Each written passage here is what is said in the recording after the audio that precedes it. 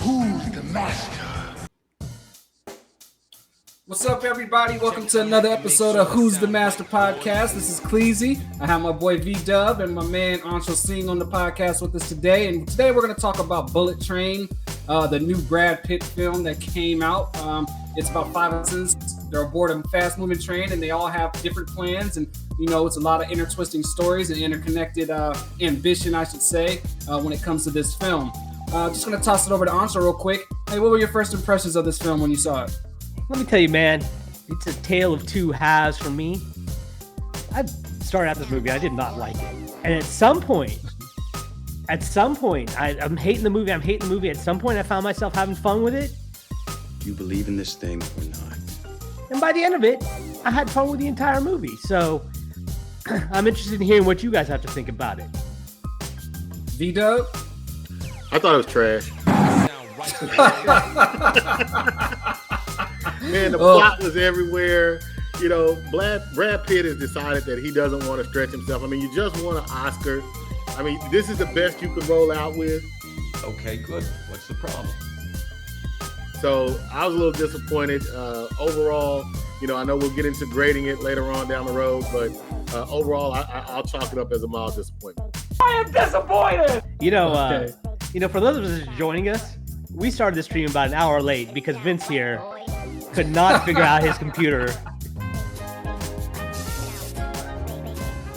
Vince here is the only man alive that I know of that's not 75 years old that doesn't understand how Bluetooth works. Technology. My man was like, yo, man, where do I plug my Bluetooth devices to my computer? I shared my screen with these guys, and they also could not help me do it with a shared screen. So let's not all lay it all on my fault. We might have faulty equipment around here. Let's blame the user today. It's not user error. This is equipment problem. No, it's user error, man. It is definitely user error. As in, you should not be using that computer at your age. You are an old man and a fool. At my age, I'm like 3 years older than you. What are you talking about? Yeah, but mentally, you're about 75 years older than me, man. I don't deserve this, America. I know people that fought in World War I that can use a computer better than you, man. I don't deserve this, America. You see that nice background I put up there earlier? You are a genius at the internet. See what I'm saying? Yeah, that's after I walked him through it, America. Honestly, you couldn't walk anybody through anything. Come on now. Yeah. Okay. Well, next time you need help with your computer, let's go ahead and I'll throw that line right back at you and let's see what happens. Hey man, let's not be like that. Let's bring balance. Let's bring balance to the force. You are the chosen one. Let's bring balance to the force and get back on track here and talk about Bullet Train. We can talk about technological issues and deficiencies all day long. What we're gonna do, and my first impression of the movie was when I saw the trailer, the mini trailers that it put out, I kind of expected that it was gonna be kind of a throwback, you know, Lock, Stock, Two Smoking Barrels, Smoking Aces type of movies. Come on, man, and bones it, huh? Right there, and then padlock it, and then you put the chain on it. So turn your brain off. I enjoyed it for what it was. I kind of knew what it was going to be, but overall, I didn't think it was trash, as Vince eloquently put it. But let's go through it a little bit. You know, let's talk about, you know, Anshul said it's a tale of two halves for him. Let's talk about the first half. Anshul, what about the first half that you thought was trash, essentially? Bro, you want to name that train Exposition Express? There was so much exposition in the beginning of that movie. Even the snake. I have had it with these motherfucking snakes on this motherfucking plane. The snake gets exposition. Like everything had to have a little. Dude, the snake was like it was like a 30-second clip of. Do we really need exposition snake for why a snake is dangerous on a freaking train? Samuel L. That Jackson was in the second. That was later on in the movie. That wasn't the first half. I mean, but still, there was so much exposition that it took away from the film. It's like, yo, we don't have to have an origin story for every damn piece of the movie. It got to the point where, like, you know, we're jumping ahead a little bit here, but when Zazie Beetz is talking about the venom she uses that we've already been introduced to, she tells us about how the venom is deadly and it shuts down all your bodily functions. Like, yeah, man, you just told me that 5 minutes ago. Like, why do we have to come back and rehash exposition for every single part of the movie? At the beginning of the movie, you know, stylistically, this movie reminds you of a movie that came out, should have come out 20 years ago. I think, Aaron, you mentioned Snatch. It's very reminiscent of that style of movie that got popular. And so everything's portions of it. But right. yeah, so yeah. there are parts of it that, listen, the movie looks beautiful, but the style and the way it's directed seems very, very, like I said, 1990s. Not even, 2000s, 2010s, right? Early 2010s. And so, yeah, I mean, it kind of takes you out of the movie when they start doing all this slick exposition that's very Guy Ritchie-esque. And so the whole time you're just sitting there thinking, man, 20 years ago I would love this movie, but right now, what am I doing in this theater? I'm never going to get this time back, am I? You know, in 20 years ago, I would have 2022. hated it at the end, too. Let's be frank. 20 years ago, bad plot is still a bad plot. And, I mean, you guys know the MacGuffin was the briefcase. One of the dumbest MacGuffins we've ever seen, that we've seen in a long time, just a briefcase filled with money. And let's be honest, if you can hire all these guys, you know, how much is $10 million really worth? You know what I mean? All these people die for this one briefcase. I mean, the MacGuffin in this movie was idiotic. The movie was idiotic. They tied that up in a nice little bow at the end. The money was not the point. You're right. It was the MacGuffin. It pushed the plot forward, but it wasn't the point of just getting this money. There's a lot of other things that were attached to it. You know, a revenge story, personal stories, mistaken identity. Yo, man. None of the stories made sense. Yo, man, I want you to turn around and look at that background They right all behind made you. sense. What story didn't make sense? Even the water bottle story made sense. Yeah. He wants to kill his son. Yeah. And you're doing all this elaborate framework to kill your son, and just send a hitman after him. Yo, man. Okay, first of all, good point, E. I did want to drop that line that this is the most outlandish Fiji water bottle commercial I've ever seen in my life, because that's what it feels like when you end and you watch the movie. It's like, I just watched a commercial for Fiji water. But yo, it's man, a Brad Pitt movie. That's all he does is product placement. But go ahead.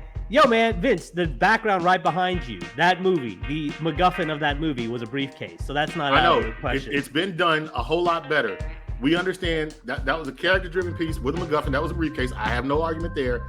But we never saw what was in that briefcase. We know what this one was, and it was a big letdown. And you say to yourself, all of this for this briefcase? All of this for the fact he wanted to go murder his son? Yo, man. And dude, $10 million is a lot of money. You're a financial advisor. Send the hitman for the son. You're a financial advisor. $10 million would do a lot, right? Dollar bills, y'all. $10 million would change some lives. Not in this day and age for the filthy rich that have, 72 bodyguards. Yo, he didn't. Vince, you're kind of conflating it, because he wanted to kill the son.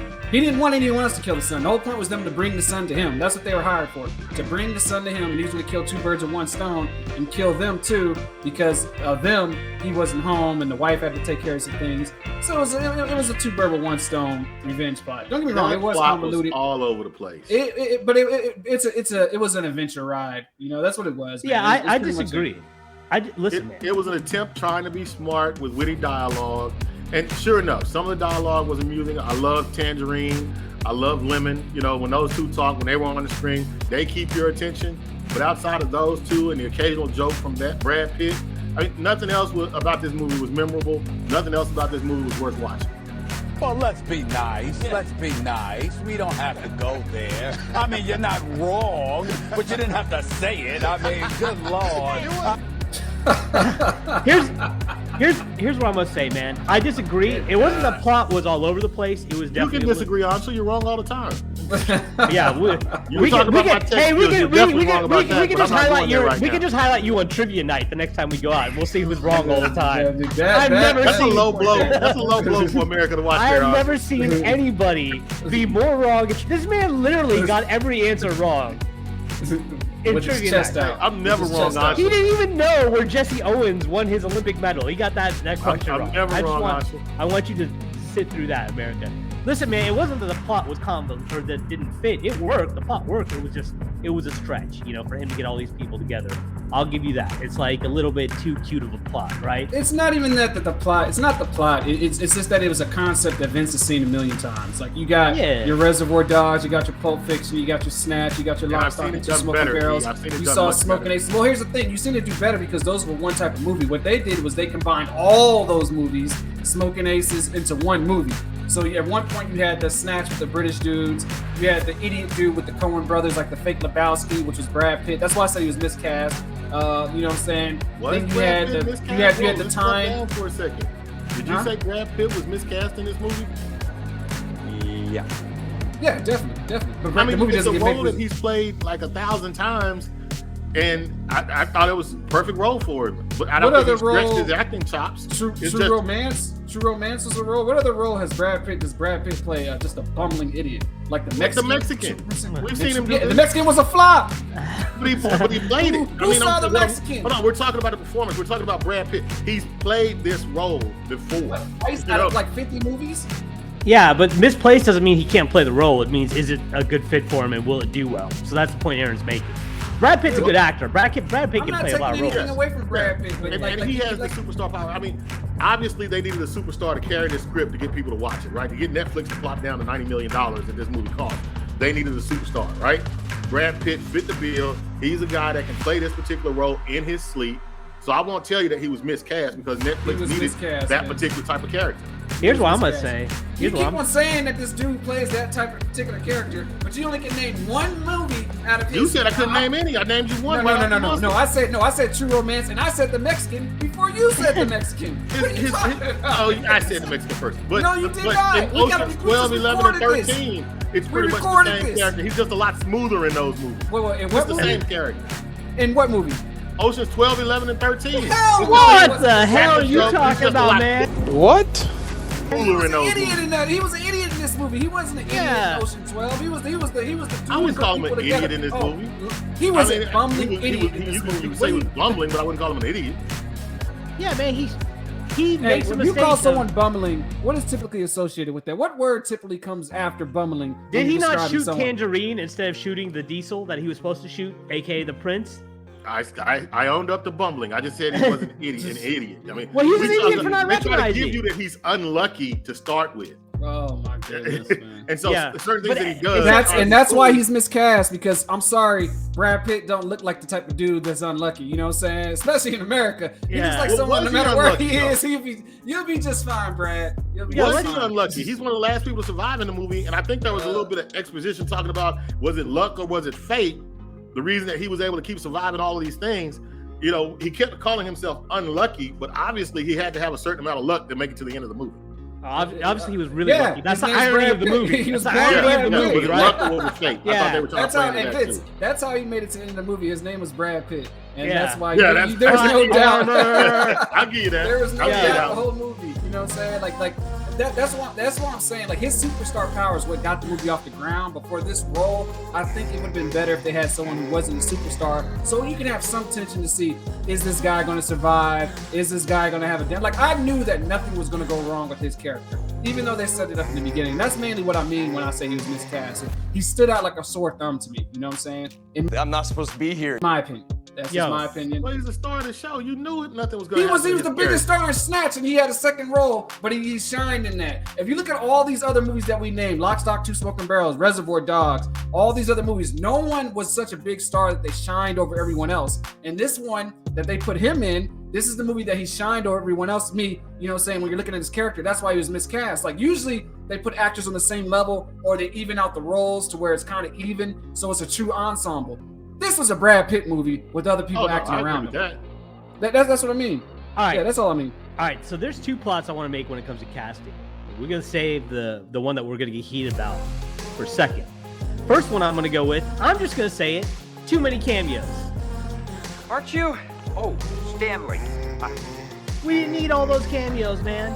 You didn't like seeing Bad Bunny? You didn't like the Bad Bunny? Oh, that was the worst. That was the worst casting in the movie, dog. Yeah. That was the worst casting. Yeah. I was not threatened by him at all. I was like, he's supposed to be a gangster? What the hell is going on? I had to look. I didn't even know who Bad Bunny was, so I had to look it up. I was like, oh, this dude. No, man. No. He tried when to we get be tough.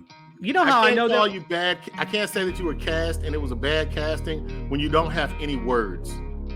You know, I mean, I could have played the role that Bad Bunny played.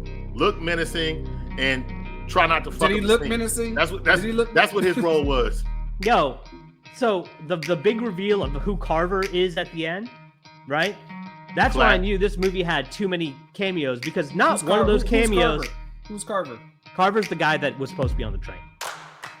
I don't want to give away. Yeah, I don't want to give away who the the surprise reveal. Here's the thing. I actually like that cameo. That made me laugh, man. Here's the thing, though. was All good.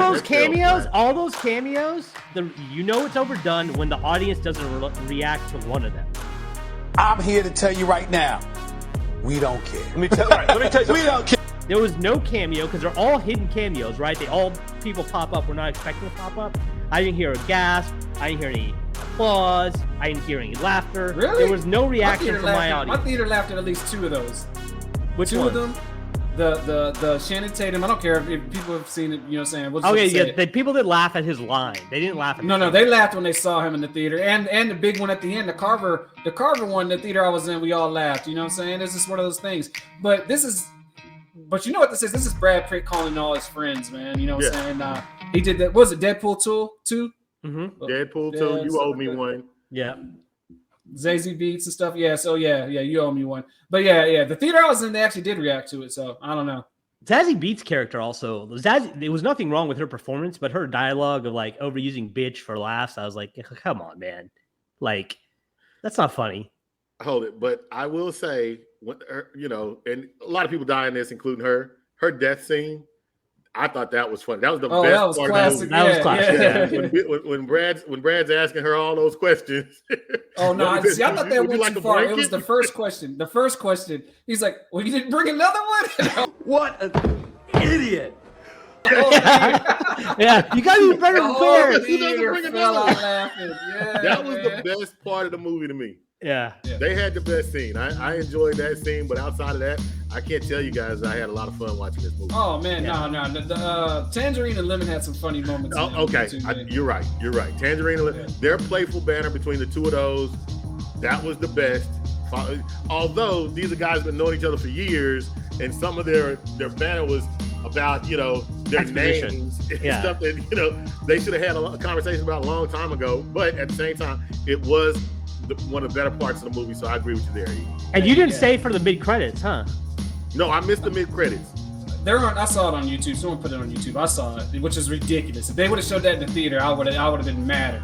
So yeah, you can tell Vince about it though. Hey, spoiler alert! If you haven't seen the movie, if you haven't picked that up by now, we'll have to put up a header for those of you that have been sitting through this. Man. So the mid credits, we find out that Tangerine lives. He gets out of the river that he fell into, cursing, and then he hitches a ride and he stops a Tangerine truck. And he's, gets this big epiphany. Tangerines. He hops in the Tangerine truck. We see him racing down to the street and this horrible green screen behind him, And then all of a sudden, you flash the scene where Prince is about to shoot all the survivors with a machine gun, and she gets hit by a truck, which is of course the truck that Tangerine is driving, and he celebrates running her over. And then that's it. You know what? I actually did see that scene. I thought it was something that came after that. I'm sorry. I did see that scene. It was a nice little wrap to the movie. I didn't have a problem with it like he did. I think them putting it in. I think that them putting in after the credits is fine because it's like all right, the movie's over and they're just throwing this in for, it's almost like a blooper at that point, right? So, I didn't have a problem with it either. But at that point, my expectations were so low for the movie that anything they rolled out there wouldn't have bothered me that much. I was like, So, wow, this is garbage. It didn't bother me, probably because the whole movie bothered me. So, what did I tell you? Hey, when that dude hopped off that train and he's like, he said, "Man, I came to see if you guys are serious, but obviously you guys were prepared for a dance off or whatever he said." Man, he's come a long way from Kick-Ass, man. So he's on his way up there. All right, so let's talk about. I forgot. It's you're right. I forgot he was in Kick-Ass. Yeah, he's come up, man. He's come up. Yeah. This is the first movie since Atlanta that I liked Brian Tyree Henry into, by the way, whoever the brother's name is. I hated him in Eternals. I always wanted to jump through the screen and rip his arm off. But he was the best character in the movie to me. Maybe I'm a little biased, but him and Lemon were the best characters in the movie. I think everyone's going to agree on that. For sure. They deserve their own movie. Fun. They deserve their own movie. All right, let's talk about the one that's gonna stir up the hornet's nest. When it comes to casting, the obvious whitewashing of this movie. Now I know, listen, the movie doesn't get made if Brad Pitt's not in it. You're right, but I think the whitewashing of Prince. I don't got anything against the girl's performance. She gave a fine performance, but I read enough Japanese fiction to know what type of character trope they're going for, and that's something that Japanese people play very well because they do it in a lot of their movies. It's a trope that goes throughout the disaffected sociopathic. Name a movie that they do it in, Ancho. Kill Bill. That's not a Japanese movie. See? No, who the Japanese character Yo-Yo. Who does it? Who does it in Kill Bill? Yo-Yo. Yo-Yo. Yes. Oh, God. Right. There you go. It's the same type of character. So, yeah, like they do it. The one Japanese character in a whitewash movie. But go ahead. I mean that, like, if you read mangas or Japanese fiction or any of those stories, they're all over those stories. If you watch, Japanese movies, they've got. No, I get it. I'm just messing with you because. Yeah, and I was about to say. I mean, it was kind of obvious to me too that. No. I'm just saying. I just wanted him to name a Japanese movie. That's what it was. I was really getting at. He knows what I was trying to do. But like, Death Note is a. Sure. When you first brought that up to me, with Death Note, that was the first thing that came in my mind for the Prince character, like one of those calculated, like thinking, calm. Yeah, that's a great example. Yeah, not Yo-Yo, but I know what you mean. What did y'all think of Joey King in this movie? She was okay. She's okay actress. Yeah, I mean, she like the performances. Like, I didn't really have an issue with anybody's performance outside of Bad Bunny, and Bad Bunny was just thrown in there for his fans, right? Hey, maybe Bad Bunny's fans will buy tickets to watch this movie. I was like, this dude is not a gangster, man. I was just watching the whole time. I had to look. I was like, who is this guy, man? I didn't even know who it was. But yeah. Well, I thought Joey King did not belong in the movie. To be frank with you, I mean, her performance. Every time I saw her on the screen, I mean, I really wanted to just close my eyes and just wish her away.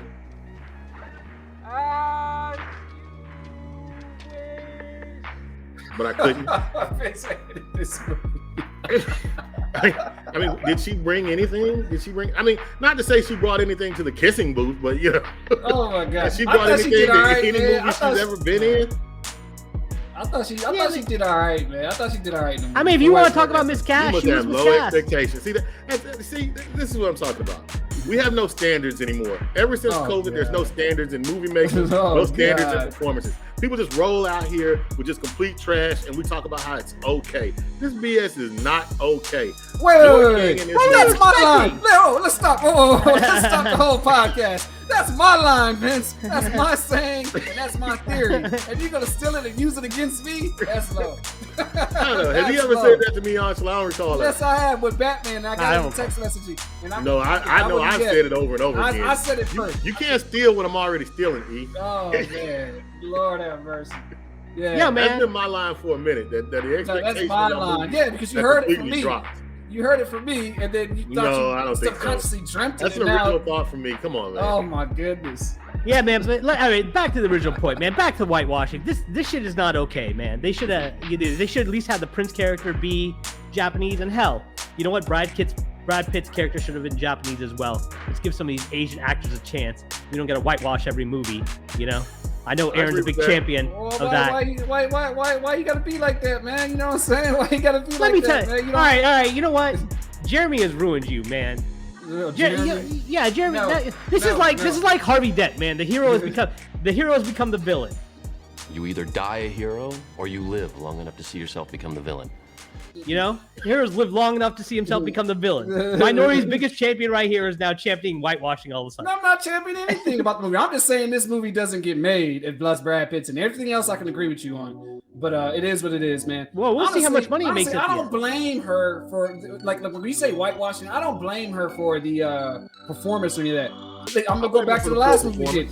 I blame the script. It's the script, man. This dude literally watched all these movies, Blood, Guts, and Octane, 2 Days in the Valley, all these Thursday. I'm throwing in all the Pulp Fiction, Reservoir Dogs ripoffs before Lock, Stock, and Two Smoking Barrels came out. Guy Ritchie's the only one who pulled it off. And vomited on the screen with this BS. But listen. Guy Ritchie's the only one who pulled it off. And the guy who did Smoking Aces, I can't think of his name right. He did Blood, Guts, and Bullets and Octane. And, that director, Narc, and all that other stuff. The one who did 18, we all know who I'm talking about. He got close to doing it, but his problem was the same thing that happened in this movie. There's too much in it, man. They try to be too smart. The witty, what makes Tarantino so dope in his catalog, like Tarantino directed the same movie, and he took that same book and he adapted to the same screenplay. This might be a damn masterpiece with the plot that they had. You know what I'm saying? Because it would be simple. The burst of violence would just be so unexpected. We were expecting the witty banter, the burst of dialogue, and like even with her character, you know, saying I don't think she acted bad, but you're right, she was miscast. But I blame the script, man, because you only can do so much with what you're reading. You know what I'm saying? Like, it's just like, yeah. And the source material is considered. The script was bad. I think the performances kind of met expectation. I think those guys kind of rolled out, like you just said. Aaron Taylor Johnson, Brian Tyree Henry, those guys came with their A game. They delivered, you know, great banner between the two of them. Brad Pitt did his thing, but like I said, he can play that role in his sleep. Andrew Koji. Now I don't know what he was even in the movie for. I mean, dude, just wait till the next season of Warrior. I want to see you in something good. And well, his character is one of the not original characters in the book. Yeah, they're all. So the book plot is pretty similar, and the book is considered a masterpiece, right? Now, there's some things that you can get away with writing, like needless exposition that you can't on screen. But I think the main problem is they tried to make the movie too cool. You think you're too cool for school?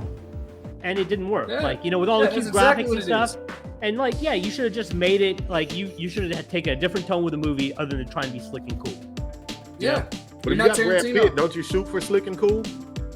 Was Brad Pitt slick and cool in the movie? That's what I'm trying to say. He was always calm. He might not have been slick, but he was definitely calm, cool, and collected, no matter what was going on around him. He was in therapy, man.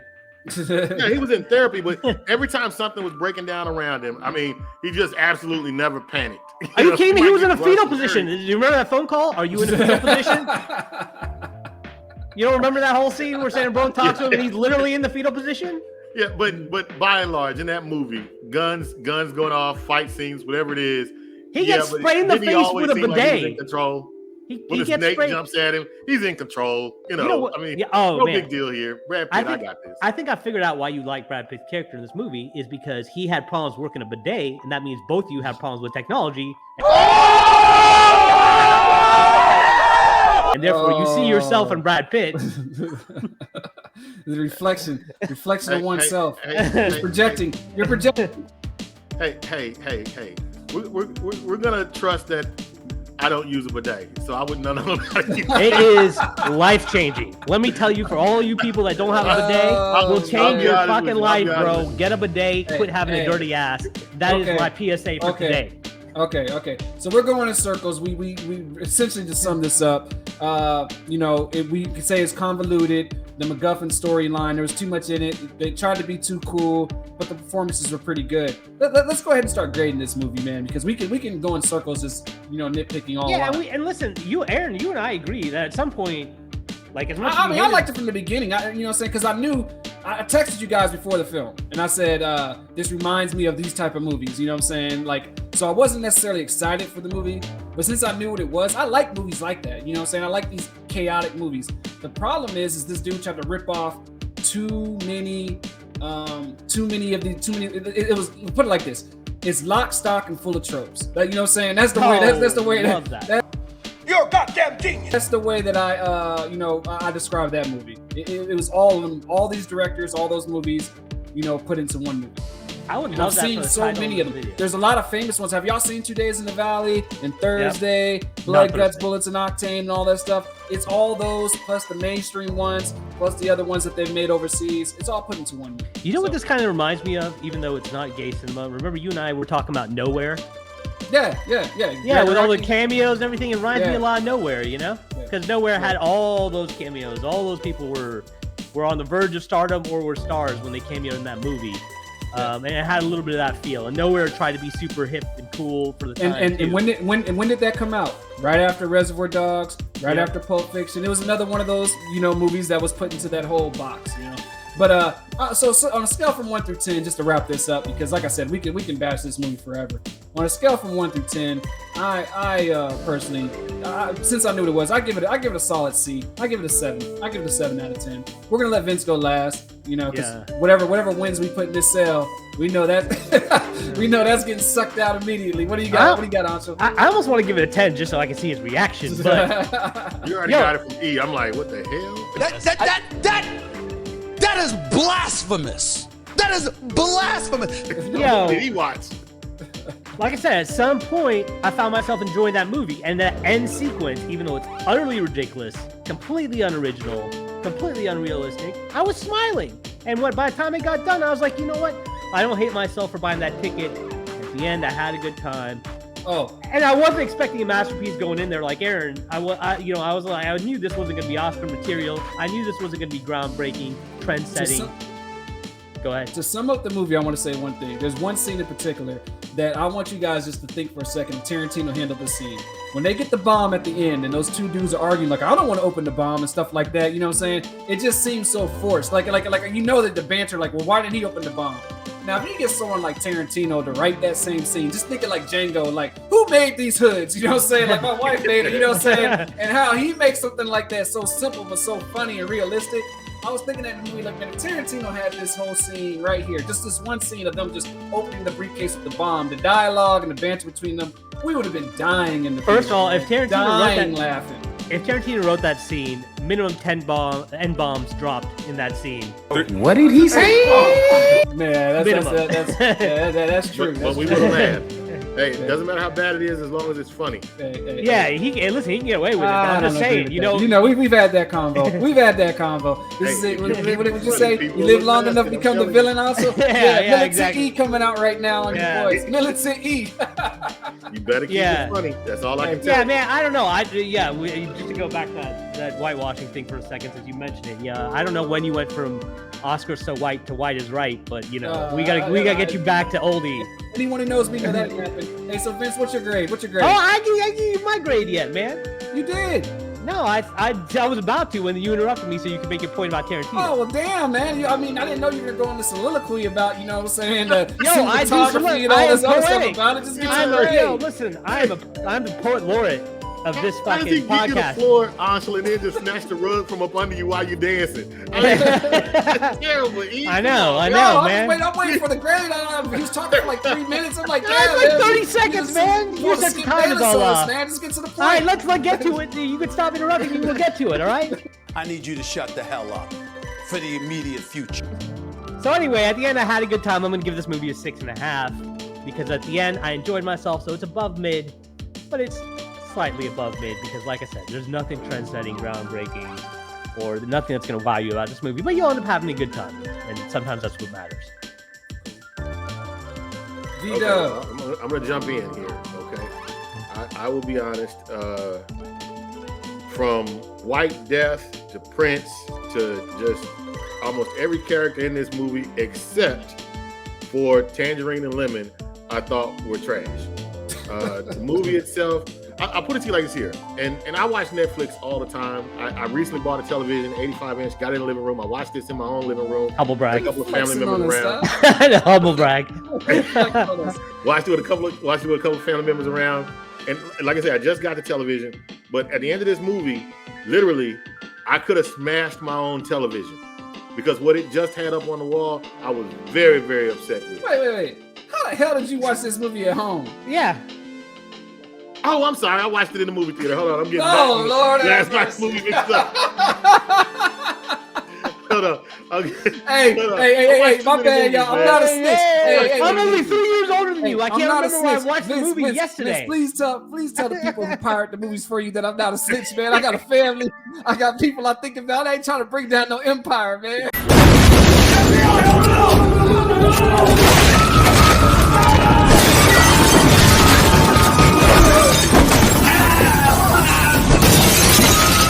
Okay, once again, I went to the theater to see this movie, right? Edit this, man. I got a family to think about, man. You know what I'm saying? I'm not gonna edit because I know he didn't pirate it. Because Vince I didn't pirate. I was in the movie. But he would have to know how to work the computer to pirate a movie. I watched a lot of them. So I can pirate a movie when you can't open your computer. Watch this right here. Yeah, I was totally disappointed. Everything else about the movie. If I had to give it a grade, I'm giving it a 3, and I give 1 point for Tangerine, 1 point for Lemon, and 1 point for just the fact that Brad Pitt did, he did what Brad Pitt does, which is, hey, I was a star. I came out, I said my star lines. I was a little bright. So, I'll give it a 3 for those 3 people, but that's about it. You ain't going to give it any points for Zazie Beetz, even though you like that scene? I like the scene with Zazie Beetz, but I grade them down for not having her in there but 5 minutes. Hey, please tell me this isn't the movie that she couldn't film the Batman for. Was this the movie? Was this it? Is it? Because Zoe Kravitz, she's Catwoman. That's how Zoe Kravitz got the role. She had to drop out. Oh, I hope not. No, I hope it unless wasn't. shit signed on already. Well, you didn't like you didn't like either of those movies, so it don't matter to It was Vince. a schedule conflict. But yeah, so Vince gives it a 3. I give it a 7. Ancho gives it a 6.5. This dude gave it a 3, bro, and he didn't even give it a 3 for anything to do with the movie, Y'all just watch the this movie actors. in about a year. You're gonna be disappointed in yourselves that y'all gave it more than a 5. I mean, it depends. Some people didn't like Smoking Aces when it came out. You talk to them now, they love it now. This type of movie that can grow on you because it does have so much. There's so much thrown at you. You can see a lot of different stuff on your second, third time viewing it. You know. Yeah, you're gonna see a lot of stuff that you missed that were actually absolutely terrible, and it's gonna bring that rating down every time you watch it. Yeah, man. Listen, at the end of the day, what will the average moviegoer think? Because you've got movie channels out there. This is how we differentiate ourselves. A lot of movie channels out there that cater themselves to the nerds, the nerd rage channels, and they're all about what the nerds like. And then, of course, you got your movie critics, who are your writers, who are all about being quote unquote artistic cinephiles, etc. Nobody. They gives love a shit. the Northman. They love the Northman. Yeah, they love the Northman, right? Yeah. Nobody really gives a shit about any of those movies. They're just trying to jack each other off, right? Yeah. So there's got to be a movie channel out there that caters to the average, everyday, normal person. And this movie has enough to where the average, normal person who's not looking for too much, who's just looking for entertainment, is going to be entertained at the end of the day. So I got to give it above a 5 because I think it does its job. And then you got to look at age groups too. So like our age I was group. gonna say, I think maybe a younger viewer who hadn't seen Smoking Aces, who hadn't seen some of those classics that you talk about, who hasn't seen some of the older Tarantino, maybe they will look at this movie and it'll be something new and fresh to them. Yeah. To me, it was old, stale, complete retread. Like I say, the director, David Lynch, he's done some decent ones in the past. I mean, I give him credit for the John Wick. Didn't he do Atomic Blonde too? I think he wrote it. I don't know if he directed. Let me check. I thought he directed. Yeah, I think he did Atomic Blonde. I love Atomic Blonde. He did Nobody. Did he? I did not like that movie. He do Nobody? That was a retread to me.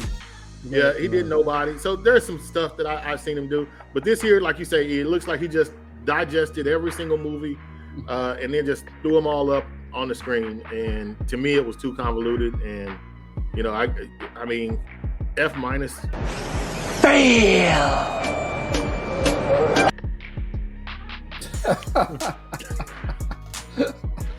Definitely, if it had more of that even John Wick style, even though a lot of movies are imitating John Wick now, I think this movie works better. You know? I mean, but John Wick's an invitation.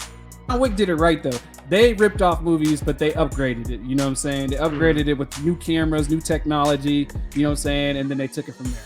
But yeah. All right. Yeah, like. Well, go ahead.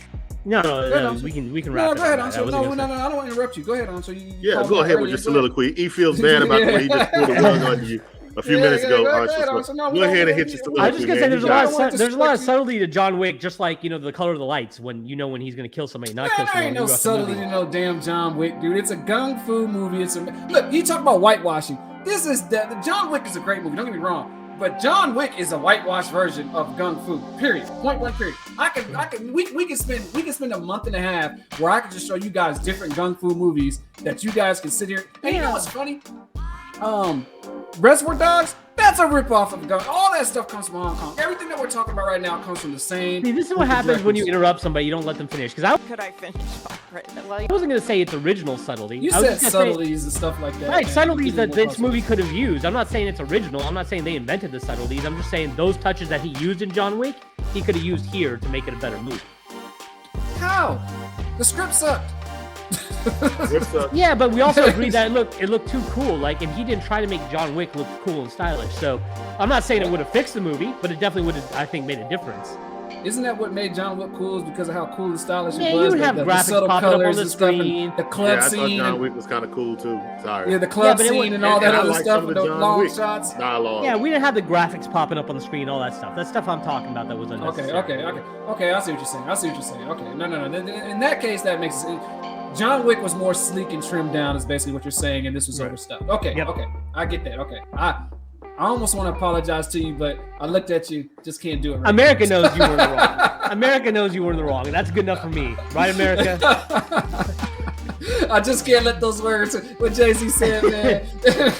I just can't let them see it, bro. I just can't let them see it right now.